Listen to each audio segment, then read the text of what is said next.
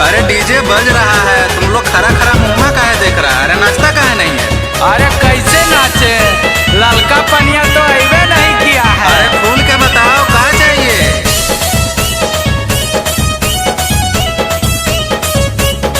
छोड़ी हमनी के देखी देखी खूब हंसो है, नाचे आबो है नहीं के करो टोन कसो है। छोड़ी हमनी के देखी देखी खूब हंसो है, नाचे आबो है नहीं के करो टोन कसो है। सब करल धरल बेमिजाज लागो है, बेमिजाज लागो है। दरुआ पी के डीजे पे नाचबै ऐसे लाज लागो है। दरुआ पी के डीजे पे नाचबै ऐसे लाज लागो है।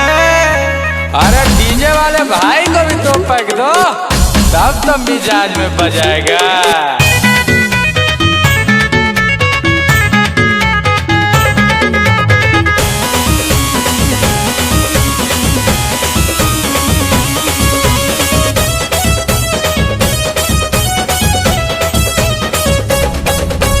एक बोतल यार लाओ, नहीं हो पैसा तो उधार लाओ।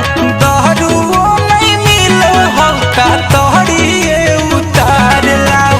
रे छौरा रे के जिम्ही, जे देमी पैसा उहे पिम्ही। नसवा में सभे रंगबाज लागो है, रंगबाज लागो है।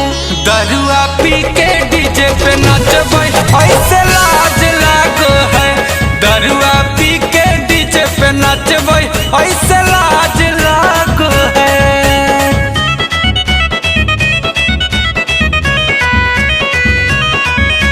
अरे इतना में की हो तो ओला ओला।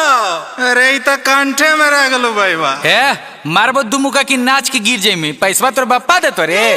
अरे कितना दारू चाहिए यारा, आगे लड़ा। बोतल तो आया है बड़े बड़े, पियेंगे साला हम खड़े खड़े। झरेगा तो फिर आएगा, मिलता है दारू घरे घरे। डीजे के भोलम जब बढ़ो है रे, दरुआ के नशा अभी चढ़ो है रे।